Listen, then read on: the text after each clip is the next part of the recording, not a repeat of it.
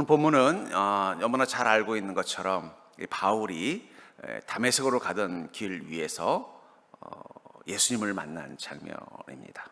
그는 이 다메섹에 가는 목적은 개인적인 목적이 아니라 그가 산헤드린 공회원, 이 당시 때 산헤드린 공회원이라는 것은 지금으로 치면 국회의원과 같은 것입니다. 이스라엘을 다스리는 막강한 권한을 가진 자리예요. 그는 이미 어쩌면 사회적으로 성공한 자리에 서 있었던 것입니다.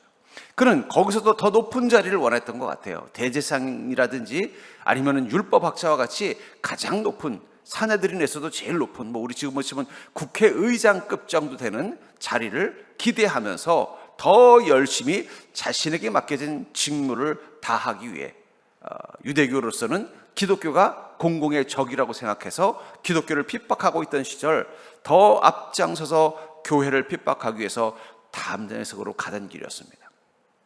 저는 이 장면을 묵상하다가 문득 그 생각이 들어요. 만약에 바울이 그 스데반 집사님을 죽이는 그 자리에 있지 않았다면, 그리고 이 다메섹으로 가는 길에 나는 좀 사람이 강하지를 못해서 가서 그렇게 못하니까 다른 공회원들이 가시고 저는 그냥 이 공회원 사무실에서 다른 업무를 보겠습니다 했다면 어떻게 됐을까요? 그랬으면 그는 주님을 만나지는 못했을 것입니다. 하지만 그의 삶은 더 풍요로웠을 것입니다. 더 성공했을 것입니다. 더 자신의 뜻과 꿈에 가까운 삶을 살게 되었을 거예요. 근데 그는 자신의 꿈을 위해서, 자신의 성공을 위해서, 자신의 소실을 위해서 더 열정적으로, 더 앞장서기 위해서 교회를 핍박하는 자리에 있었고, 또 교회를 핍박하러 제일 먼저 달려가고 있었다는 거예요. 그의 열정을 인정한 대제사장들이 바울을 보낸 것입니다. 바울을 통해서 이 다메섹에 있는 기독교인들을 잡아가기 위해서라는 거예요. 근데 그만 다메섹 도상에서 그는 눈을 잠시 멀었습니다. 그리고 눈을 떠보니까 어떻게 됐어요? 그는 그만 예수님을 알아버린 것입니다. 저는 세상을 바울의 비유하면 두 종류의 인생인 것 같아요. 자기 인생의 다메섹을 향해 가는, 자기의 꿈, 자기의 뜻, 자기 인생의 목표를 향해 열심을 다해 살아가는 그 다메섹으로 가는 그 길에 눈이 멀어버려서 내가 죄인이요, 내가 어리석은 자요, 내가 허물이 많은 자라는 사실을 깨닫는 눈이 머는 경험을 통해서 다시 믿음으로 눈을 떠봤더니 자기 인생의 길이 달라지는 거예요. 누가 계신 것입니까? 예수님이 함께 계시는 그 예수님을 알아버린 것입니다. 그 뒤로 바울이 가던 모든 여정의 길, 그 길에는 늘 예수님이 함께 하셨습니다. 그게 달라진 점이라고 생각해요. 여러분, 우리가 세상 사람들과 뭐가 다를까요? 세상 사람과 똑같이 가정을, 또 직장을, 또 이 시대에 맞는 트렌드에 맞게 사는, 여러분들이 지금 이 옷을 왜 입고 계신 줄 아세요? 그 요즘 사람들이 이렇게 입기 때문이에요. 갑자기 여러분들이 가 쓰고 도포 입으면 다 이상하게 바라볼 것입니다. 우리도 모르게 사실은 이 시대에 맞춰 살아가고 있는 거예요. 이 시대가 원하는 가치관, 이 시대가 원하는 꿈, 이 시대가 원하는 목표. 마치 바울 목사님이 유대인이라면 산헤드린 공회원이 돼서 그 안에서 승승장구해서 대제사장이 되든지 아니면 율법 최고학자가 되어서 힘과 권력과 명예와 부를 가진 인생을 꿈꾸는 것처럼 우리도 세상 사람들과 똑같은 인생의 방향을 향해 가다가 어느 순간 주님을 만나버렸어요. 주님을 알아버렸어요. 그리고 그 다음부터 우리 눈에는 우리와 함께 계신 주님이 보이는 삶, 저는 그게 믿음의 여정이라고 생각합니다. 그래서 바울 목사님은 본인이 이 로마의 죄수로 호송되어져 가는 그 배 위에서 풍랑을 만나 그 배가 좌초되는 시간이 있대, 그 배 안에 있었던 모든 사람들이 절망과 두려움과 근심에 사로잡혀 있을 때 그들을 향하여 사도행전 27장 23절부터 25절에 이렇게 말하지 않습니까? 내가 속한 바 곧 내가 섬기는 하나님의 사자가 어젯밤에 내 곁에 서서 말하되 바울아 두려워하지 말고 내가 가이사 앞에 서야 하겠고 또 하나님께서 너와 함께 항해하는 자를 다 내게 주셨다 하였으니 그러므로 여러분이여 안심하라. 나는 내게 말씀하신 그대로 되리라고 하나님을 믿노라. 여러분, 바울이 하나님을 누구라고 말하고 있어요? 내가 속한 분이시다. 나는 그분의 것이라는 거예요. 그분의 소유라는 거예요. 그분의 소유인 그분이신 하나님이 어젯밤 내 곁에서 뭐라고 말씀하셨다는 거예요? 내가 너와 함께하니 두려워하지 말아라. 여러분들의 인생도 마찬가지입니다. 어떤 인생의 여정이든, 풍랑을 만난 배 위의 여정의 여정이든, 자신의 꿈과 뜻을 위해서 다메섹을 향해 열심히 달려가는 인생의 여정이든, 중요한 건 여러분들은 그 한가운데서 누구를 알아버렸어요? 예수님을 알아버린 자들이라는 거예요. 그 다음부터 우리 인생에 무엇이 달라졌어요? 무엇을 하든 어디 있든 우린 주님이 함께 있음을 느끼는 자들이 된 것입니다. 지난 한 주간도 여러분들은 이 무더운 여름 나름대로 자신의 길을 열심히 살아왔을 것입니다. 직장 생활하는 분도 있고, 또 우리 아르바이트하는 학생도 있고, 또 배우는 학생들도 있을 것입니다. 또는 가정을 돌보고 섬기는 일을 하는 주부도 있을 것입니다. 하지만 중요한 건 우린 그곳에서도 여전히 누구를 봐요? 주님이 함께 계심을 보는 자, 그리고 그 주님과 늘 함께하는 인생이라는 것을 아는 자가 됐다는 것입니다. 우리 인생길 예수님과 함께 갈 때 그럼 우리는 무엇을 경험합니까? 저는 이 다메섹 도상에서 바울이 경험한 것을 통해서 우리 인생과 함께 하시는 주님이 우리 인생 속에서 우리와 함께 할 때 우리가 경험하는 것들, 그것들이 무엇인지를 깨닫고 더 주님과 함께 할 수 있는 그 믿음, 주님과 동행할 수 있는 그 믿음으로 사는 자가 될 수 있기를 주의 이름으로 축복합니다.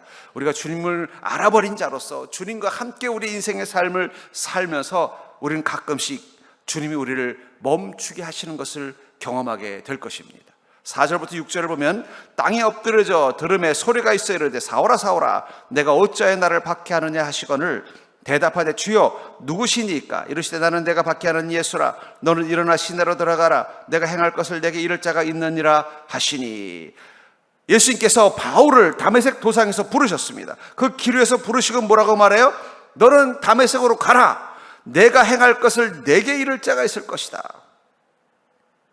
왜 바울은 다메섹으로 가고 있었어요? 교회를 박해하기 위해서 자신이 선택한 길을 가고 있었습니다. 자기의 신념을 따라서, 자기의 야망을 따라서, 자기의 옳다고 판단하는 옳음을 따라서 가고 있었다는 것입니다. 그런데 그 길에서 누구를 만난 거예요? 하나님께서 원하시는 길을 가도록 바울을 만나주셨다는 거예요. 그리고 주님은 바울에게 뭐라고 말씀하시는 거예요? 멈추라고 말씀하신다. 너의 가던 길을 멈추라고 말씀하신다는 거예요. 네가 가려는 그 방향을 멈추라고 하는 것입니다. 여러분, 부모는 자녀에게 예스와 노가 분명한 사람입니다. 여러분, 부모는요, 해 아니면 하지마, 그래 아니면 아니야 라고 말하는 게 분명한 사람이에요. 그렇죠? 왜 그럴까요? 그건 자녀를 사랑하기 때문입니다. 옆집 아저씨는 노라고 하지 않아요. 만약 예를 들면은 한 꼬마아이가 있는 거예요. 나 학교 안 갈 거야. 그럼 엄마는 뭐라고 할 거예요? 안 돼! 가야 돼! 아빠한테 물어봐. 당연히 가야지 라고 그럴 거예요. 그럼 옆집 아저씨한테 한번 물어볼게. 그럼 옆집 아저씨 뭐라 그럴까요? 네가 가기가 싫구나. 그럴 때도 있지. 그냥 오늘은 집에서 쉬어. 엄마한테 잘 얘기해서 하루 쉬어도 돼 라고 얘기할 거예요. 그렇죠? 왜 그렇습니까? 옆집 아저씨는 우리 아버지만큼 그 아이를 사랑하지 않기 때문입니다. 그것을 자녀들은 알아요. 남들이 예스와 노를 그렇게 분명하게 말하면 상처받아요. 그렇죠? 근데 왜 부모가 예스와 노를 분명히 하는데도 상처받지 않아요? 그것이 사랑으로부터 오는 것을 알기 때문이에요. 왜 부모는 자녀를 사랑하는데 예스와 노를 분명하게 말할까요? 그것 때문에 상처받을 수도 있는데 왜 예스와 노를 분명하게 말할까요? 그것은 자녀가 행복하고 안전하길 바라는 마음이 있기 때문입니다. 관심이 없는 사람에겐 굳이 무리해서 예스와 노를 강요하지 않아요. 나 하고 싶지 않은데 어떻게 생각하세요? 그러면 그래, 뭐 네가 하고 싶지 않으면 안 해도 되지. 난 하고 싶은데 어떻게 생각하세요? 그래, 네가 하고 싶다면 해야지. 자신이 듣고 싶은 것을 말해줍니다. 하지만 부모는 자녀가 듣고 싶은 걸 말하는 자들이 아니에요. 자녀에게 유익이 되고 자녀에게 평안이 되고 자녀에게 도움이 되는 것만 말하는 게 부모라는 거예요. 그래서 부모는 늘 자녀에게 예스와 노가 분명한 것입니다. 하나님이 우리를 사랑하시기 때문에 하나님도 예스와 노가 분명하신 거예요. 된다와 안 된다를 분명하게 말씀하시는 거예요. 사랑하지 않는다면 굳이 그렇게 하실 이유가 없으십니다. 그렇기 때문에 여러분들, 주님이 노라고 말하는 것을 여러분들은 어떻게 들으십니까? 우리가 하나님을 나의 부모로, 나의 아버지로, 또 하나님이 나를 사랑하고 계심을 믿고 확신이 있다면 주님이 노 했을 때 멈출 것입니다. 저도 저희 아이 키울 때 보면 고집 부를 때가 있어요. 고집은 부르지만 반항은 하지 않아요. 무슨 얘기예요? 빨리 들어가서 자, TV 그만 봐. 그러면 막 울면서 그냥 아빠는 맨날 나는 TV도 못 보게 하고 막 하지만 그렇다고 해서 어떻게 돼요? TV를 켜놓고 보진 않아요. 아빠 밉다고 원망하지만 어떻게 해요? 자기 방으로 들어가요. 왜 그럴까요? 아빠가 무서워서 그런가요? 아닙니다. 아빠의 노가 자기를 사랑해서 하는 말의 것을 믿기 때문인 거예요. 자기는 TV를 더 보고 싶지만, 더 놀고 싶지만, 엄마와 아빠가 판단하기에 이제 더 이상 놀면 안 되는 것이 나를 위해 유익이라고 생각해서 노라고 말씀하신 걸 믿기 때문에 어떻게 하는 거예요? 울면서 들어가는 거예요. 들어가서 누워서 어떻게 돼요? 앙심 품나요? 나중에 늙어봐라. 내가 우리 엄마 아빠 TV 못 보게 할 거야. 이렇게 앙심 품는 자식은 없습니다. 모르겠어요. 저는 안 그랬는데 여러분도 어떠시죠?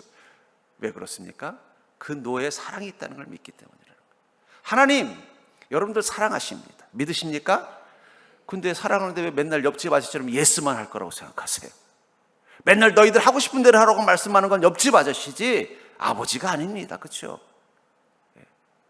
옆집 아저씨는 그렇게 말해줄 수 있어요. 동네 아저씨는 그렇게 말해줄 수 있어요. 하지만 아버지는 그렇게 말할 수 없는 거예요. 옆집 아줌마는 그렇게 말해줄 수 있어요. 하지만 우리 엄마는 그렇게 말할 수 없는 거예요. 그게 사랑입니다. 하나님이 여러분들에게 노라고 말씀하신다면 그건 정말 사랑하신다는 증거인 줄 믿으시기 바랍니다. 그렇다면 그 노 앞에서 우리는 어떻게 해야 돼요? 예수님이 뭐라고 말씀하셨어요? 내 원대로 마옵시고 아버지의 뜻대로 되기를 원하나이다. 하나님이 무서워서 예수님이 그러셨을까요? 아닙니다. 하나님이 사랑하시는 것을 아시기 때문입니다. 그것이 하나님의 아들로서 최선이라는 걸 아셨기 때문이라는 거예요. 그것을 위해서 이 땅 가운데 오신 존재라는 걸 아셨기 때문이라는 거예요. 주님은 그를 그곳에 잠시 멈추게 하셨습니다. 그리고 그곳에서 눈을 뜨게 하십니다. 그리고 나서 그는 다메섹에 가서 무슨 일을 했습니까? 19절부터 22절을 보면은 음식을 먹음에 강건해지니라. 사울이 다메섹에 있는 제자들과 함께 며칠 있을 때 즉시로 각 회당에서 예수가 하나님의 아들이심을 전파하니 듣는 사람이 다 놀라 말하되 이 사람이 예루살렘에서 이 이름을 부르는 사람을 멸하려던 자가 아니냐? 여기 온 것도 그들을 결박하여 대제사장들에게 끌고 가고자 함이 아니냐 하더라. 사울은 힘을 더 얻어 예수를 그리스도라 증언하여 다메섹에 사는 유대인들을 당혹하게 하니라. 사울이 왔다는 말 듣고 다메섹에 있었던 유대인들이 막 그 공회원 사울이 왔다더라. 이제 이 기독교인들 이제 큰일 났다. 얘기 듣기로는 그 사울이 그 스데반 집사를 죽일 때도 앞장섰던 아주 강한 이 공안 검사 같은 사람이라더라. 이제 여기 기독교인들이 다 끝났다. 막 기대를 하고 왔어요. 그런데 그 유대인들과 기독교인들 앞에서 뭐라고 말하는 거예요? 여러분들, 예수님은 하나님이십니다. 전혀 엉뚱한 말을 하는 거예요. 원래 온 목적이 뭐예요? 예수님은 가짜요. 기독교인들은 엉터리요, 사기꾼이요. 그들을 유대 사회에서 쫓아냅시다. 이 말 하려고 왔었는데 하나님이 다메섹에서 어떻게 하신 거예요? 멈추게 하신 거예요. 주님의 멈춤을 바울은 받아들인 것입니다. 아이고 주님, 주님 마음은 알겠지만 제 입장도 생각해 주셔야죠. 제 인생의 꿈이 뭡니까? 공회원입니다. 공회원 됐습니다. 이제 공회원 됐으면 여기서도 더 높아져야죠. 대제사장이든 율법학자든 한번 높은 자리까지 가야죠. 그래서 나한테 기회가 온 거예요. 여기서 내가 멋지게 기독교인들을 다 유대 사회에서 쫓아내기만 해도 나는 돌아가면 승진하게 돼 있습니다. 내가 이런 좋은 기회를 잡았는데 주님 한 번만 봐주시죠. 제가 적당히 혼만 내고 풀어주겠습니다. 죽이지 않겠습니다. 기독교인들 그냥 겁만 주고 쫓아내고는 그냥 오겠습니다. 그 좀 눈 감아주시면 안 되겠습니까? 이 말 할 수 있어요. 그러나 바울은 그렇게 하지 않았습니다. 왜냐하면 주님의 멈추게 하심이 뭐라는 걸 알았기 때문이에요. 나를 사랑하시기 때문에, 내가 잘못된 길로 가기를 원치 않으시기 때문에 나를 멈춰 세웠다는 사실을 깨달은 것입니다. 그렇다면 주님이 말씀하시는 그 사랑하는 자의 삶이 무엇인가? 그것은 예수님을 부인하는 자가 아니라 예수님을 선포하는 자, 교회를 핍박하는 자가 아니라 교회를 지키는 자가 된다는 것을 깨닫고 어떻게 해요? 가서 딴 얘기하니까 사람들이 깜짝 놀라. 아니 이 사람 여기 이 기독교인들을 결박하려고 대세기 보낸 사람 아니야? 이게 어떻게 된 거야? 당황이 된 거야. 다른 행동을 하게 되는 거예요. 하나님이 여러분들을 멈추게 하시는 이유는요, 쉬었다 가라는 뜻이 아니에요. 다른 방향으로 가라는 뜻이에요. 왜 나를 멈추게 하셨을까? 스스로 하나님께 물어보십시오. 하나님이 나를 사랑하셔서 멈추게 한 것인데, 하나님이 나를 사랑하셔서 이 어려움을 겪게 하셨는데, 하나님이 나를 사랑하셔서 내 일이 내 계획이 뜻대로 되지 않게 하셨는데, 하나님이 나를 사랑하셔서 내 마음속에 이렇게 어둠과 절망을 주셨는데, 나를 이 멈추게 하심을 통해서 내가 눈 뜨면 볼 주님과 함께 갈 길, 주님이 함께 가기를 원하는 그 길이 무엇이길 원하시는가? 이 고민하는 시간이 멈춤의 시간이에요. 저는 한번 얘기했습니다만, 바울이 다메섹 도상에서 눈이 멀고 잠깐 이 다메섹에 있다가 아나니아의 기도로 눈이 떠진 다음에 바로 이 사람들을 만난 게 아니에요. 짧게는 몇 달, 길게는 2년 이상을 그 아래 아라비아 사막에 가서 은둔하다가 돌아와서 선포하는 거예요. 여기 성경은 그냥 바로 이어서 이야기한 것 같지만 그렇지 않습니다. 그러니까 아나니아가 두 눈을 뜨게 한 다음에 바울이 바로 다메섹에 가서 그 유대인들, 기독교인들을 만난 게 아니에요. 그는 거기서 잠시 아라비아 사막으로 가요. 가서 무엇을 했는지 몰라요. 아마 그는 그곳에서 무릎 꿇고 다시 말씀을 받았을 거예요. 그는 가말리엘이라는 성경학자의 제자입니다. 그러니까 성경에 대해서 어떻게 해야 돼요? 이미 해박한 신학자예요, 신학자. 최고의 유대 신학자의 제자였으니까 성경을 얼마나 잘. 그러니까 그의 꿈은 뭐예요? 대제사장이 되거나, 아마 베냐민 집안이니까 대제사장은 어려울 수도 있습니다. 적어도 율법학자라는, 최고의 대율법학자라는 그 가말리엘이 가졌던 그 지위, 그 신분을 꿈꾸는 자예요. 그러니까 성경에 통달한 사람이에요. 근데 그 성경의 통달함이 예수님을 만나는데 도움이 되지 않았던 것입니다. 예수님을 알아보지 못했던 거예요. 하지만 이제 그의 눈이 떠지니까, 주님이 보이니까 그 순간부터 어떻게 해요? 자기가 지금까지 알고 있었던 성경이 새롭게 보이는 거예요. 그러니까 제가 말씀드립니다. 그 도올인가 하는 그 돌자 들어가는 그 사람은 아무리 성경을 많이 봐도 절대 진리를 볼 수 없어요. 왜냐하면 그는 예수님을 본 자가 아니기 때문이에요. 그래서 아마 어쩌면 바울 목사님은 그 아라비아에 가서 짧게는 몇 달, 길게는 2년 이상을 아마 칩과하면서 다시 자신이 지금까지 배웠던 말씀들을 하나씩 하나씩 짚으면서 깨달아간 거예요. 이게 예수님을 말씀하시는 거였구나. 이게 예수님의 뜻이었구나. 이게 예수님을 이 땅 가운데 보내시기 위해서 하나님이 준비하신 모든 일들이구나. 그리고 와서 처음으로 자기 안에 주님이 보이게 되자 그 보인 주님을 따라서 진리를 선포한 첫 번째 자리가 바로 교회를 핍박하러 온 그 다메섹이라는 곳이었다는 거예요. 내 미래라는 다메섹, 하나님께서는 다른 모습으로 서게 하시기 위해서 우리를 멈추게 하실 수 있습니다. 그러니까 여러분, 그 멈춤을 너무 두려워하지 마십시오. 하던 일이 좌절됨이라는 멈춤, 내 마음속에 낙심과 실망이라는 멈춤, 내 뜻과 계획대로 되지 않게 하시는 하나님의 개입하심이 느껴지는 그 멈춤을 너무 두려워하지 마세요. 왜냐하면 하나님은 우리를 너무 사랑하시기 때문에 노라고 말씀하시는 것입니다. 거기서 우리에게 필요한 건 뭐예요? 예수님이 고백하신 것처럼 내 원대로 마옵시고 아버지의 뜻대로 되기를 원하나이다. 그러면 그때부터 답이 보이는 것입니다. 두 번째로 내 인생에 예수님과 함께 갈 때 경험하게 되는 것, 그것은 바로 기도하는 삶에 임하는 회복의 시간이라는 거예요. 우리가 주님과 함께하는 것을 경험하게 됐을 때 우린 기도의 삶을 경험하게 되고 그 속에서 회복을 경험하는 것입니다.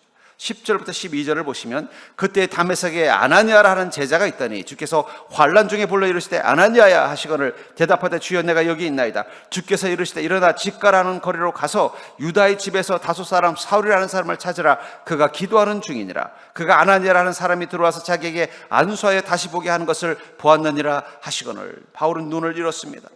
눈만 잃은 게 아니에요. 그는 충격을 받았어요. 그렇죠?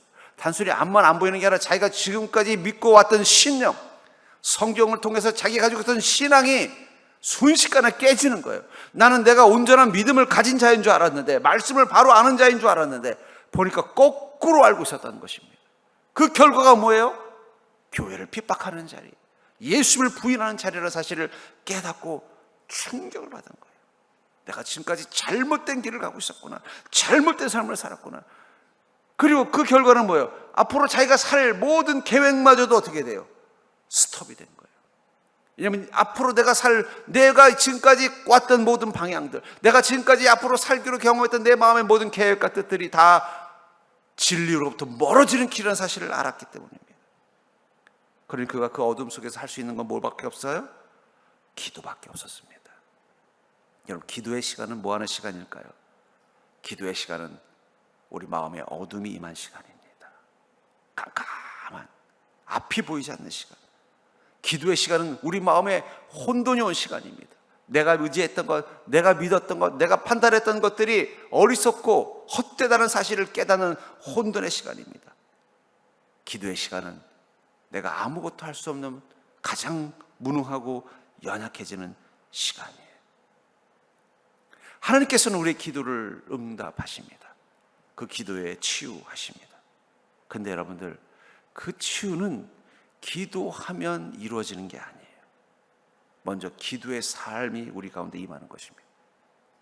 어둠, 내가 기도밖에 할 것이 없다라는 고백을 하는 어둠, 혼란, 내가 지금 할 수 있는 것은 기도로 주님을 붙잡을 수밖에 없다라는 그 혼란, 자신의 연약함을 깨닫는 시간, 내가 할 수 있는 것은 하나님께 부르짖고 기도하는 것밖에 없다라는 사실을 인정하는 시간.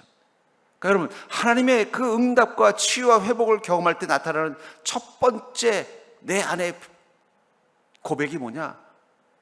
나는 지금 기도밖에 할 게 없습니다라는 거예요. 주님 우리를 그런 자리로 부르실 때가 있어요. 아니, 나는 정말 기도할 것밖에 없는 것 같아요. 내가 가지고 있는 이 상황은 내 힘으로 자신이 없는 거예요. 내가 이렇게 하면 되겠지 했던 계획했던 것들이 다 엉클어지는 걸 느낄 때가 있다는 거예요. 내 힘으로는 해결할 수 없는 문제들이 눈앞에 팍팍 터질 때가 있다는 거예요. 나 기도밖에 할 게 없다. 근데 여러분, 그게 축복의 고백입니다. 그 고백이 안 나오기 때문에 그 다음 응답이 안 나오는 거예요. 바울은 지금 기도밖에 할 수 없는 거예요. 왜냐하면 눈도 안 보이죠. 내가 지금 가려는 목적이 잘못된 길이라는 걸 알게 됐죠. 어떡하겠어요? 안 보이더라도 가서 핍박하려면 할 수 있겠지만 그 잘못된 길인 걸 아는데 어떻게 되겠어요? 그냥 그 직가라는 곳에서, 그 유다의 집에서 마치 골방에 움츠리고 있는 것처럼 웅크리고 앉아서 기도만 하는 거예요. 여러분, 목사도 그럴 때가 있습니다. 어떠다 보면요, 내가 지금 할 수 있는 게 기도밖에 없구나. 그러면 자다가도 일어나서 무릎 꿇고 기도합니다. 여러분, 목사는 늘 잘 잘 것 같죠? 아닙니다. 저도 잠이 안 올 때가 있어요. 이거 어떡하냐? 이 문제 어떻게 해결하냐? 이 교회 앞으로 어떻게 하냐? 앞으로 어떻게 이 교회들을, 하나님이 세우신 이 교회를 어떻게 이끌어 가야 되나? 하나님 어떻게 감당해야 되나? 어떨 땐 그런 생각이 들면요, 잠이 안 와요. 그럼요, 제가 유튜브를 딱 킵니다. 평안을 주는 CCM 찬송 한 10시간짜리를 딱 틀어놓고, 어차피 잠도 안 오는데 그냥 침대 위에다가 무릎 꿇으면 절이니까 누워서 고개만 이렇게 들고 베개 위에다가 손 모으고 기도하는 거예요. 기도하다가 잠이 오면 하나님 응답하신 거고, 잠이 안 오면 밤새 기도하는 거고. 근데 놀라운 건요, 그런 고백을 하고 나면 주님, 내가 지금 기도밖에는 할 게 없네요. 뭐 어떻게 할 수가 없네요. 내가 지금 할 수 있는 건 기도밖에 할 수 있는 게 없네요. 그 시간 속에 하나님이 응답하신다는 거예요. 그 마음 가지고 기도가 있었더니 하나님이 이렇게 말씀하시는 거예요. 바울, 걱정하지 마라. 조금 있다가 아나니아라는 선지자가 와서 너를 안수해서 다시 보게 해줄 거다.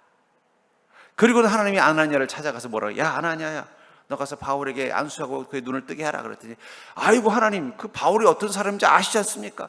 교회를 핍박하는 사람, 눈 멀어서 센통인데 벌 받았는데 가서 눈을 뜨게 하라뇨? 아니다. 그는 내가 쓸 나의 그릇이다. 그리고 무엇보다 중요한 건 네가 와서 기도해서 눈 뜨게 해줄 거라고 내가 벌써 약속을 해버렸다. 그 말씀하시는 거예요. 여러분, 응답이라는 게 뭐예요? 하나님이 약속하시는 겁니다. 바울이 그 응답을 언제 들었어요? 기도밖에 할 수 없다라고 고백했을 때 들은 거예요. 기도 말고도 할 게 있을 때는요, 하나님의 응답이 안 들어옵니다. 근데 하나님, 제가 이거 도저히 내가 뭘 할 수 있는 게 없네요. 기도밖에 안 하겠습니다. 제 기도밖에 할 게 없네요. 주님 앞에 무릎 꿇고 기도하세요. 예, 기도해요.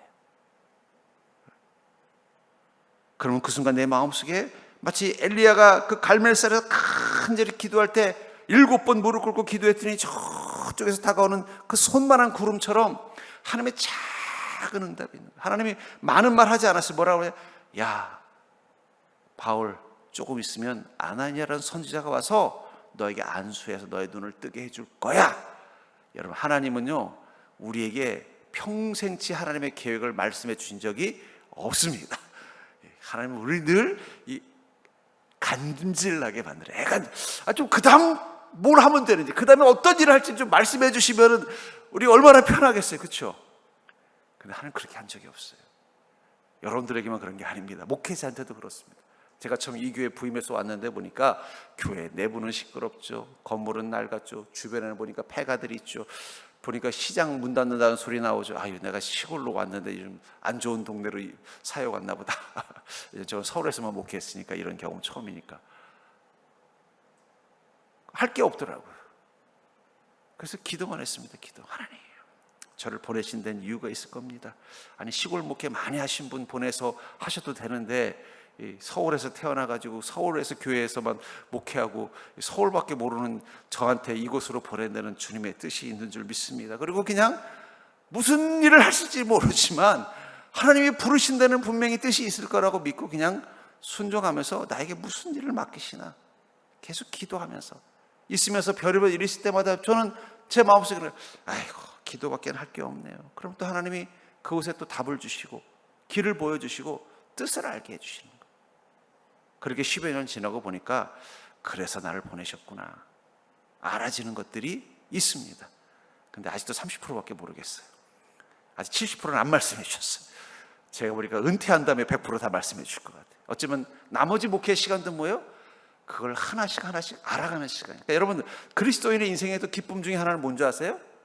알아가는 시간이 뭐예요? 그래서 하나님이 내게 그 일이 일어나게 하셨구나. 그래서 하나님께서 내가 그 사람 만나게 하셨구나. 그래서 하나님께서 그 일을 그만두게 하셨구나. 그래서 하나님께서 그 일을 하라고 명령하셨구나. 알아가는 기쁨이 있다니까요. 하나님은요 우리를 감질나게 하십니다. 예. 왜 그런지 모르겠어요. 예. 너무 일찍 알아버리면 우리가 너무 쉽게 인생을 살까 봐 걱정하셔서 그런 건지 이유는 모르지만 그게 하나님 스타일이에요. 저는 알고 있습니다. 지금까지는 30% 알게 하셨으니까 또 다 내년에는 한 35%, 내후년에는 36%. 이래서 나를 이곳으로 보내셨구나. 이래서 주님께서 나를 주의 종으로 부르셨구나. 이래서 내게 이런 일을 행하셨구나. 알아가는 시간들이 기다리고 있다는 거예요. 그것들이 가능할 수 있는 것은 우리 마음에 고백하는 거예요. 주님, 제가 할 수 있는 것은 기도밖에 없습니다. 우리가 주님과 함께 한다는 게 뭐예요? 여러분, 주님과 함께 할 때 여러분 뭘 하시겠어요? 주님과 함께 할 때 할 수 있는 일은 기도입니다. 예. 우리 애는요 아빠를 만나러 올 때 지갑을 가지고 오지 않습니다. 이번 주에도 지갑을 안 가져왔더라고요. 야, 너 이제 결혼했으니까 지갑 갖고 다녀야지. 그래서 제가 그 신랑인 형제, 너라도 갖고 다녀라. 걔는 어릴 때부터 아빠 만나러 올 때 지갑을 안 갖고 와요. 왜요? 아빠 지갑을 열려고 오는 것 같아요. 여러분들, 주님과 함께 할 때 지갑 가지고 다닐 필요 없어요. 기도만 하시면 돼요. 하나님이 말씀하시는 대로 저는 가겠습니다. 아빠 돈 없어? 그러면 그래? 그럼 뭐 라면 끓여 먹지? 그러면 또 찔려서 어떻게 돼요? 라면 못 사주고 가서 맛있는 거 사주는 거예요. 기도밖에 할 수 없다라는 고백을 하는 거예요. 그 말은 기도로 말미암아 우리 삶을 하나님의 은혜로 채울 수 있는 복을 가진 자라는 것입니다. 전 여러분들이 이제 두 눈을 떠서 주님을 보게 됐다면 매일매일 주님과 함께하는 삶이 뭐라고요? 지갑 갖고 다니지 않고 기도만 하는 것입니다. 아빠랑 만나러 가는데 뭐 굳이 꼭 지갑 가지고 다닐 필요 있습니까? 그렇죠? 어차피 아빠가 사주는 거고 엄마가 사주는 거지. 마찬가지라고 생각해요. 우리가 주님과 함께 가는데 뭘 내가 내 힘으로 뭘 해보려는 지갑을 막 챙기는 거에 마음을 씁니까? 기도, 하나님을 믿고 의지하는 고백, 하나님의 뜻 앞에 순종하겠다는 고백, 하나님이 원하시는 길을 가겠다는 고백. 그 고백 하나만 가지고 있으면 나머지는 어떻게 돼요?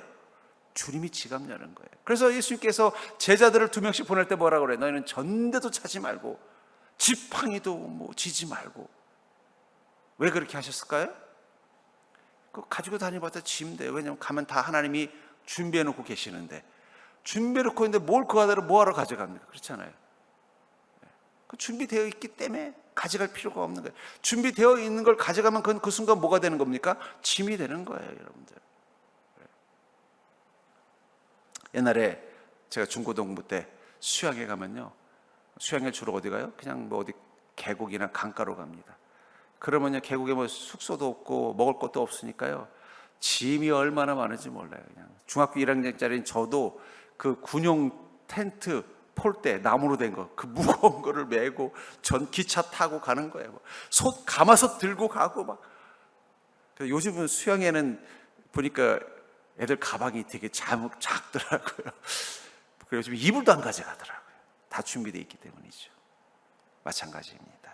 여러분들, 우리가 주님과 함께 가는 길은 주님이 준비하시는 것들이 기다리는 길입니다. 거기에 우리에게 필요한 건 딱 하나예요. 주님이 보이면 나는 기도하는 것입니다. 여러분, 주님이 보이면 기도하는 자가 되길 주의 이름으로 축복합니다. 옆에 주님이 계시다는 걸 느낄 때마다 기도하는 자리가 되길 주의 이름으로 축복합니다. 기도밖에 없음을 고백하면 그곳에서 하나님께서 준비하신 은혜들, 회복케 하시는 은혜. 결국 바울은 거기서 내가 지금 이 어둠 속에서, 이 어리석고 헛된 삶을 살았던 이 시간 속에서, 주님을 핍박하는 죄인의 길을 갈았던 이 시간 속에서 내가 할 수 있는 것은 기도밖에 없습니다 고백하고 기도한 것입니다. 어쩌면 그가 아라비아 사막으로 간 것도 기도하러 간 것일 거예요. 뭐 사막에 가면 무슨 도서관이 있겠습니까? 아니면 거기 가면 뭐 교회에 대해서 가르쳐주는 지혜자가 있겠습니까? 기도하러 가는 거예요. 다른 사람 다 필요 없고 주님만 있는 그 자리, 그 경험을 통해서 그는 회복이 되고 이제는 주의 사도로 나아가는 길을 가게 된 것입니다. 세 번째로 우리 인생길, 예수님과 함께 갈 때 경험하는 것은 바로 하나님의 명령은 내 인생의 새 방향을 지시한다는 거예요. 주께서 우리에게 멈추라고 말씀하시고 그 자리에 멈춰서 우리가 기도하면서 우리를 회복시켰을 때 주님의 음성이 임하는데, 그 음성은 뭐예요? 우리에게 우리 인생의 새로운 방향을 지시하시는 시간이라는 것입니다.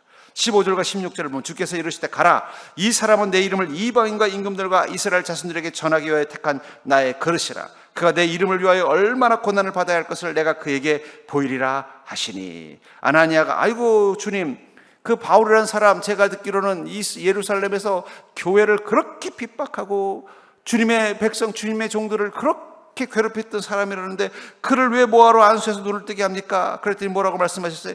아니다, 내가 이 사람은 이방인과 임금들과 이스라엘 자손들에게 복음을 전하기 위해서 택한 나의 그릇이다. 그는 내 이름을 위해서 많은 고난을 기쁨으로 받아들일 것이다 라고 말하는 것입니다. 여러분, 우리 삶에 중심이 있습니다. 무엇이 우리 삶을 이끌어가는 힘인가? 대부분의 사람들은요, 본능입니다. 본능이라는 게 뭐예요? 육적인 본능, 안전의 욕구, 욕구론이 있어요. 멜소스라는 사람은 안전의 욕구, 또 풍요의 욕구, 명예의 욕구, 소속감의 욕구, 그런 욕구를 따라 살아가는 인생이라고 말하고 있어요. 물론 그 정점에 보면 영적인 욕구도 있다고 합니다만, 근데 영적인 욕구까지 올라간 사람 저를 별로 못 봤어. 대부분 아래쪽의 욕구예요. 안전의 욕구, 풍요의 욕구, 그 본능을 따라 살아갑니다. 그 본능이 바울로 하여금 어떤 길을 가게 하는 거예요? 교회를 핍박하는 자리, 그것을 통해서 자기가 성공하고 자기의 유익을 구하는 자리로 가게 했던 것입니다. 그런 그가 가는 이 다메섹으로 가는 길은 결국은 주님을 핍박하는 길이었어요. 근데 이제 그가 그곳에서 눈을 뜨자 주님을 만나고, 주님을 만나서 이제 그의 주님의 음성을 듣는 순간 그는 이제 다른 길을 가게 됐다는 거예요. 어떤 길이에요? 하나님이 택하신 자의 길. 우리는 그것을 사명의 길이라고 하는 것입니다. 우리는 하나님이 택하신 자의 길을 가는 자들입니다. 이 교회에 있는 모든 물건들하고 똑같은 거예요. 여러분들이 앉는 이 의자, 그것은 주님께 경배와 찬양을 드리는 예배자를 위해서 준비된 의자예요. 그렇죠? 저기 있는 저 악기들은 하나님을 경배하는 음악을 연주하기 위해서 존재하는 악기입니다. 아마 저 악기도 아마 같이 공장에서 만들어진 친구가 있었을 거예요. 야, 너 어디로 가냐? 아, 나 교회로 간대. 너는 어디로 가냐? 나는 어디 카바레로 간대. 그럼 지금 금요일 저녁 그 친구는 뭐 하고 있을까요? 뭐 네 박자 인생 같은 거 열심히 소리내면서 살고 있으면서 그게 자기 인생이라고 말하고 있을 거예요. 우리도 악기입니다. 우리도 하나님 만드신 피조물입니다. 우리는 주님을 만난 순간 우리가 가는 길은 바로 주님이 택한 그릇. 그 그릇이 되기 위해서 어떻게 돼요? 주님의 영광을 위해서 자신의 고난을 감당하기로 결정한 그릇. 그 불편함을 결정한 거예요. 여러분, 악기도 전문가가 다뤄야 수명이 긴 거예요. 자동차도 운전 잘 하시는 분이 차를 몰면요, 차가 고장도 안 나고 오래 갑니다. 근데 운전 갓배운 초보가 자동차 끌고 다니면요, 몇 년만 지나도 어떻게 돼요? 만신창이 되는 거예요. 마찬가지라는 것입니다. 우리 인생, 하나님을 위한 그릇이 되는 그 순간부터 우리 인생이 가는 것은 어떻게 돼요? 하나님의 그 기쁨과 영광이 되는 길을 향해 가게 된다는 것입니다. 그러니까 여러분, 우리가 주님 눈 떠보자 주님을 만났어요. 그때부터 우리는 어떻게 돼요? 주님 따라 가는 길이 되는 거예요. 우리 속담에 친구 따라 강남 간다고 하잖아요. 우리는 주님 따라 천국 가는 자가 된 거예요. 지난 한 주도 여러분들 눈에 보이시는 그 주님 따라서 어디로 온 자예요? 주님이 가시는 그 길을 따라가는 거예요. 그 순간 여러분들은 주님이 택한 그릇이 되었을 것입니다. 주님의 이름을 위해서는 고난도 감내할 수 있는 믿음으로 사는 자가 된 것입니다. 그리고 그 길을 기쁨으로 가게 되는 것입니다. 제가 지난주일로 설명했습니다만, 우리가 고통을 회피하는 마음을 가지면 절대로 시험의 관문을 통과할 수 없어요. 자기를 부인하는, 자기 십자가를 지는 그 고통을 감내할 각오를 한 사람만이 예수님을 따라가는 거예요. 오늘 본문도 그 말하는 거예요. 내 이름을 위하여 얼마나 고난을 받아야 할 것을. 예수님께서 바울을 쓰기로 하셨으면 좀 살살 달래서 말씀하시면 좋잖아요. 야, 바울 걱정하지 마. 너 나 따라다니면 내가 능력을 줘서 네가 병자도 낫게 하고, 너를 말만 하면 사람들이 변화되고, 너 스데반 집사 봤잖아. 말 기가 막히게 잘하지? 그거 다 내가 준 능력이야. 너도 그렇게 될 수 있어.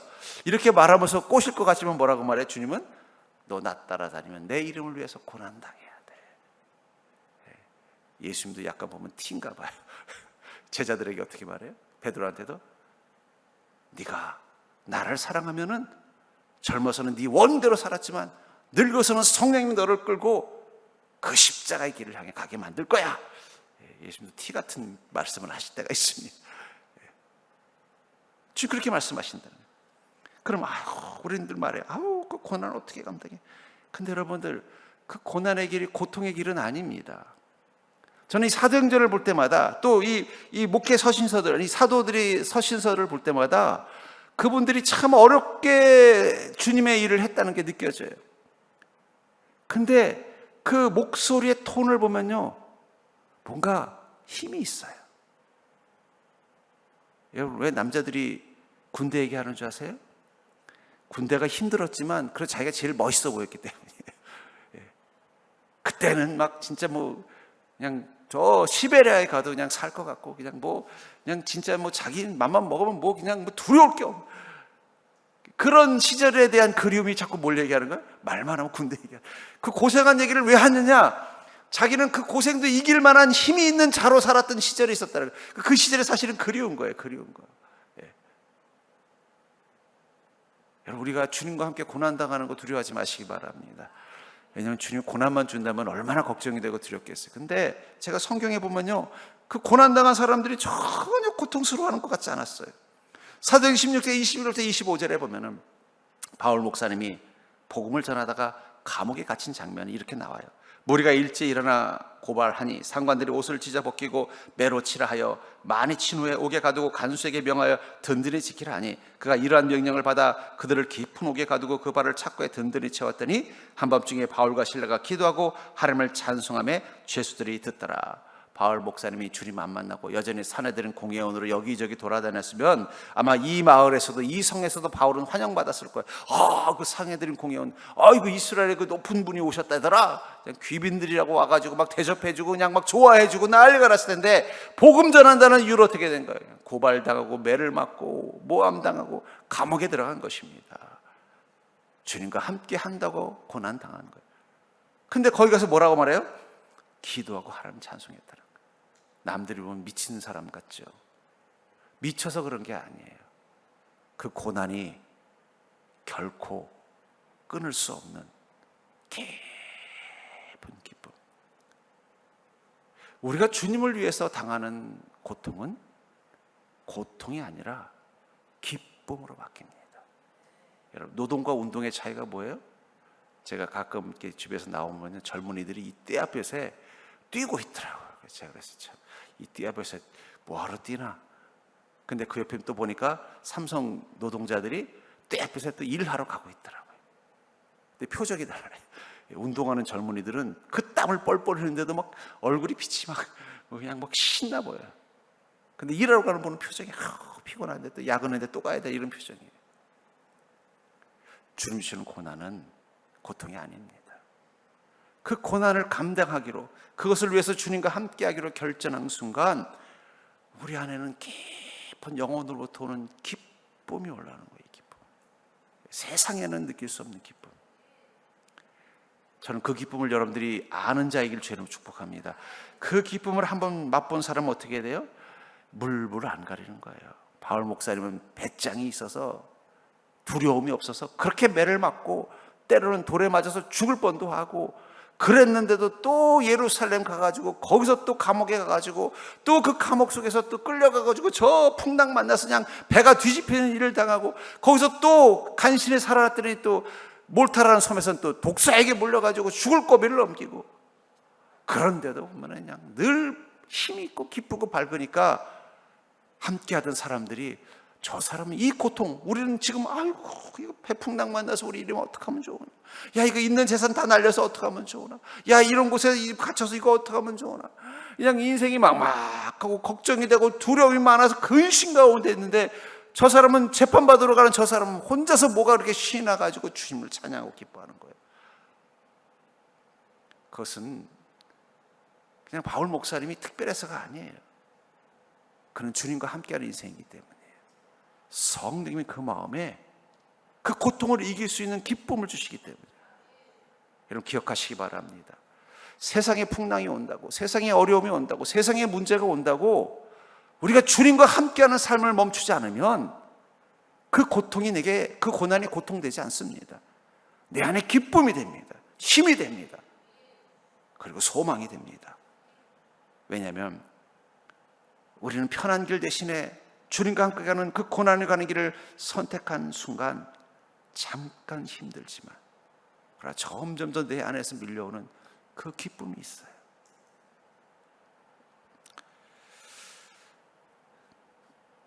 어쩌면 우리가 힘든 순간은 주님과 반대된 길을 가다가 주님이 멈추게 하시고, 그 멈춤 속에서 우리가 무릎 꿇고 기도했더니 하나님이 명령하신 그 길이 반대로 가는 길을 명령한 순간일 수도 있어요.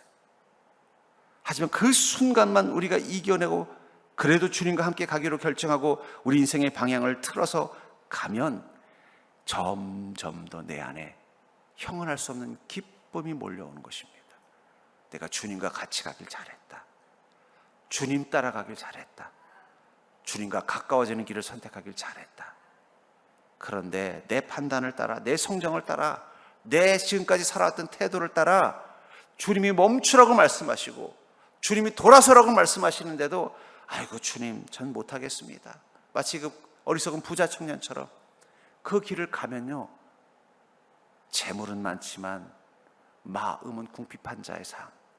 이제는 영생에 대한 열망도 잃어버리고 나는 영생을 얻지 못한다는 두려움이 밀려오는 것처럼 인생의 근심이 더 깊은 시간을 향해 갈 수밖에 없는 거예요. 전 그러면서 여러분들이 이미 두 눈을 떠서 주님을 보았다면, 이미 주님을 알아버린 인생이라면, 그래서 주님께 모든 것을 맡기고 의지하기로 결단한 인생이라면 주님이 명령하시는 길을 향해 묵묵히 갈 수 있는 믿음이 되기를 주의 이름으로 축복합니다. 다시 뜬 눈으로 보아야 하는 것은 우리 길 위에서 내가 어디로 가야 되나, 거기 가서 무엇을 해야 되느냐가 아니라 지금 주님이 어디로 가고 계시나. 베드로가 한 유명한 말 있잖아요. 쿼바디스 도미네, 주여 어디로 가시나이까. 여러분도 매일매일 눈 뜨면 그 고백부터 하십시오. 주님 오늘 어디로 가세요? 저도 주님과 함께 가겠습니다. 주님 오늘 제가 어디로 가기를 원하십니까? 제가 그곳으로 같이 가겠습니다. 주님 오늘 제가 무엇을 하기를 원하십니까? 오늘 제가 그것을 하겠습니다. 주님 오늘 제가 무엇을 하기를 원치 않으십니까? 주님이 멈추라고 하시면 멈추겠습니다. 그것만 가지고 여러분들의 인생의 길을 보시면 돼요. 복잡하게 살 필요 없습니다. 주님 보면 인생은 단순해집니다. 하지만 주님을 놓치면 그때부터 인생은 복잡해지는 것입니다. 우리는 이미 예수님을 알았고 예수님과 함께 가는 인생이라면 우리가 매일매일 근심하는 이유는 어디로 가야 되나, 어떻게 가야 되느냐, 무엇을 하며 가야 되나가 아니라 주님은 어디로 가게 계신가, 주님은 지금 무엇을 하길 원하시는가, 주님은 지금 나에게 무엇을 말씀하시는가, 이것을 고민하면서 하루하루 살아보십시오. 그럼 그 고민은 근심이 되지 않고 힘이 될 것입니다. 그 고민은 두려움이 되지 않고 확실히 될 것입니다. 그 고민을 하면 할수록 나는 주님과 더 가까이 있는 것을 느끼게 될 것이고 주님이 인도하시는 길을 가고 있다는 사실을 깨닫게 될 것이고 내가 가는 그 길, 주님이 허락하신 은혜의 보따리가 내 삶을 채우고 있다는 것을 발견하게 되는 줄 믿으시기 바랍니다. 이제는 눈 뜨면 누구랑? 주님과. 눈 뜨면 누구랑? 주님과. 그 믿음으로 하루하루 사는 자가 되기를 주의 이름으로 간절히 축원합니다.